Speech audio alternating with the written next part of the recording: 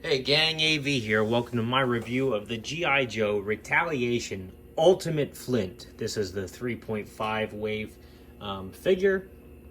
As I've explained in previous videos, the 3.5 wave was it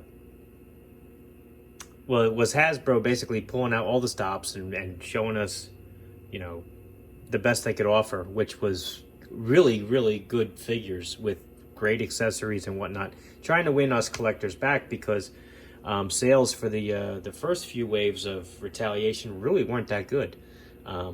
Basically because they dialed back on all the things that we really appreciated, which was the paint applications and the articulation and the accessories that we got with the Pursuit of Cobra line. So when 3.5 came out, the ultimate wave, as some collectors call it, they basically gave us what we were missing from the Pursuit of Cobra line. All that good articulation and paint and all that stuff started to come back. So unfortunately, they all made it to liquidation stores by that point because Target and Walmart didn't order any of these because they had lost faith in the line unfortunately by then. So I got this at Five Below, as I got all of my other Retaliation figures. I really lucked out when I found them. I know that they're a little hard to come by nowadays, but I digress. So let's have a look at the figure himself. Or this is him in the packaging, I should say. He's a blister carded figure. You can see the majority of his accessories there inside the bubble. He does have a working parachute, which is awesome. That's one of my favorite play features as a kid, as I explained with the Cobra Trooper review, which came out a little while ago. I'm a huge fan of the parachute gimmick. I always will be. I'm a sucker for it. Here he is on the back of the box. We get to see the character in a couple different poses and with the working parachute opened. Up there in the top corner, it says, Flint parachutes into the middle of a menacing Cobra base, leading a GI Joe special ops unit on a mission to take over the enemy base. Trained to fight on land, sea, or air, he is already blasting away at enemies before he reaches the ground. So, pretty hardcore stuff right there. That's about all I got to say about the packaging. Let's have a look at the figure himself. Here he is. And before we jump into that, however, we're going to have a look at some of his accessories. Namely, his parachute harness, which is identical to the one that came with the Cobra Trooper, with the exception that this is all black and it doesn't have any painted details on it. The Cobra Troopers actually had a Cobra insignia there on the spare chute. This doesn't have any of that. But that's fine. I mean, if he's a covertly parachuting into something, he doesn't need a whole bunch of bright colors. So, no big deal. The pictures on the box show that you have to take his vest off in order to put this on, and that kind of makes sense. Even though this will probably fit a little loose on the figure, I don't think it's going to be loose enough to fit over that vest. But anyway, you just plug the parachute tabs into these sections up here, and you're good to go. Speaking of the parachute, I'm not going to demonstrate how this works in this video, as I explained with the Cobra Trooper video. I just don't have the space to actually throw this up and watch it land. And as of when I'm making this, there's 6 inches of snow outside, and I work outside, so the last thing I want to do is go outside in the snow on my day off. Uh-oh, I just tangled this up. Come on now. That's a bad thing when you get your parachute cables tangled. That's a bad thing. Come on now. Who packed this chute? Was it me? Could have been me. I'm a goner. Alright. Alright, so anyhow, when you unfold it, just like the Cobra parachute, this parachute has the team affiliation on it, which is awesome. Let's just spread that out here. You can get a good look at that. Very, very cool. It's a nice silk material, and it's definitely big enough to catch enough air to stop the figure from plummeting to his death, which is always a plus for a parachute. Always a huge fan to see this particular gimmick show up, especially in GI Joe. I don't care how old I get, I'm always going to like the parachutes. I'm just a little upset that my cables are tangled here.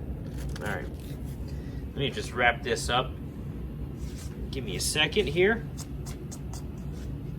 He also comes with a decent array of accessories. Doesn't have a whole hell of a lot of weapon storage on him, unfortunately, but he does have some good accessories. So let's have a look at those.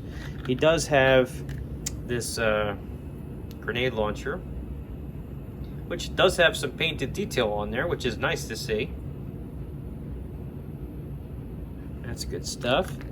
He also has this here, little submachine gun. Pretty cool.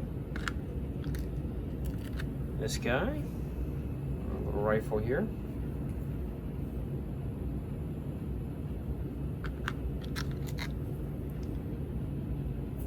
Nice assortment of weapons on this guy. Not as much as Duke, but a nice amount nonetheless. And here we have the figure himself.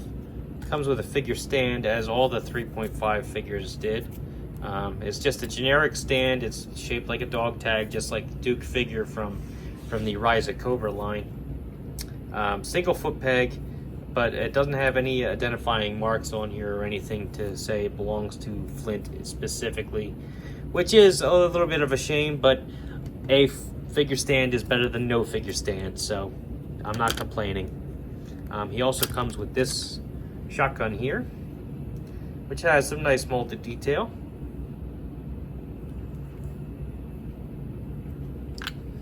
And last but not least, he also has a helmet, which, just like Duke's, actually hugs his ears pretty well. So it takes some effort getting the helmet off without ripping his whole head off with it. I may actually, trying to get my fingernail under there. All right, there we go. This is not too bad. It's pretty nice.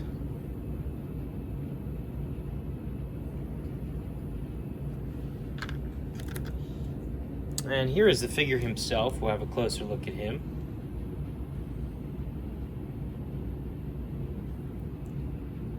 He does have that knife here, I forgot to mention. Fits in the back of his vest. Just a little guy. Nice camo pattern on the pants. It's a good looking figure. Articulation, his head, full 360. It can look up slightly, but not much. Down a little bit. A little tilt side to side. Arms can flatten out next to his body. 360. They lift up about that high. There's nothing at the bicep. Elbows will flatten out, and they'll also bend 90 degrees, rotate 360. Wrists rotate 360. This particular wrist bends out and in. This side will bend down and up. This is to help him hold his weapons more accurately. He does have an ab crunch, but the vest greatly hinders it. You can still get some motion out of the waist because of the ab crunch, but you're not really going to get too much of a bend. Legs go up about that high, back about that far.